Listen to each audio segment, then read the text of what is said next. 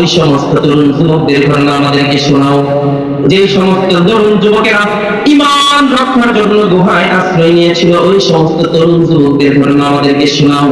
এবার আল্লাহ রাব্বুল আলামিন সূরাতুল কাহফের মধ্যে ঘোষণা করতেছেন, আল্লাহ রাব্বুল আলামিন বলেন, নাহনু নাকুসু আলাইকা নাবাহুম বিল হক ইন্নাহুম ফিতনাতুন আমানু বিরাব্বিহিম ওয়া জিদনাহুম হুদা।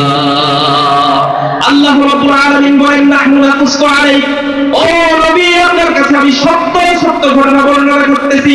আল্লাহ রাব্বুল আলামিন যখন কোনো ঘটনা বর্ণনা করেন, ওই ঘটনার মধ্যে কোনো লাল রং নাই, নীল রং নাই, কোনো বানোয়াট ইচ্ছা কাহিনী নাই। কথা বলেন ঠিক কিনা? আল্লাহ রাব্বুল আলামিনের কোনো কথার মধ্যে কি কোনো বানোয়াট গল্প থাকতে পারে? আল্লাহ রাব্বুল আলামিন বলতেছেন, নাহনু নাকুসু আলাইকা নাবাহুম বিল হক, সত্য সত্য ঘটনা আপনার কাছে আমি বর্ণনা করতেছি। ইন্নাহুম ফিতয়াতুন আমানু বিরাব্বিহিম ওয়া জিদনাহুম হুদা, তারা ছিল একদল যুবক, যেই সমস্ত তরুণ যুবকেরা ঈমান রক্ষার জন্য গুহায় আশ্রয় নিয়েছিল, এই তরুণ যুবকদের ঘটনা আপনার কাছে আমি শোনাচ্ছি।